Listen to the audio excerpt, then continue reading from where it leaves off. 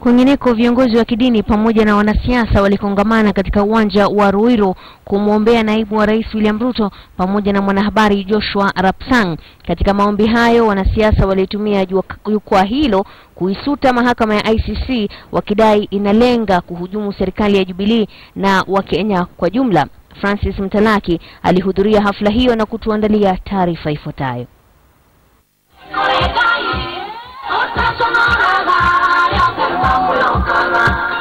Ulianza kama mkutano wote ule wa maombi, mara hii ikiwa ni kumpigia dua naibu wa rais William Ruto na mwanahabari Joshua Arap Sang kuhusiana na kesi zinazowakabili kule ICC.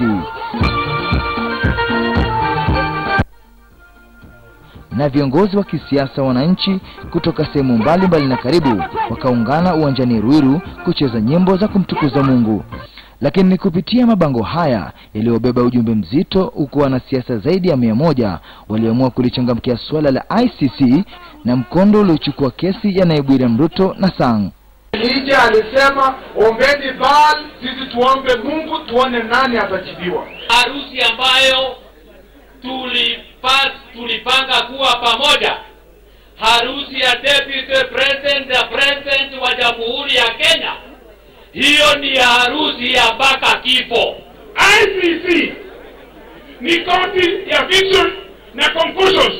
Japo wana matumaini kuwa Ruto na Sang wataepuka mnyororo ya ICC, hawakuchelewa kuisuta mahakama hiyo, hasa kiongozi wa mashtaka Fetu Bensouda kwa jinsi anavyoendesha kesi hiyo. Naomba Mama Bensouda atupatie heshima na Mwenyezi Mungu amguse, alainishe hiyo roho yake ya ukatili. Kwao kipengee cha 68 cha sheria za mahakama ya jinai ndicho kinaleta utata zaidi, kwa ushahidi wa mashahidi 69 waliodai kutoa ushahidi wa uongo kutumika.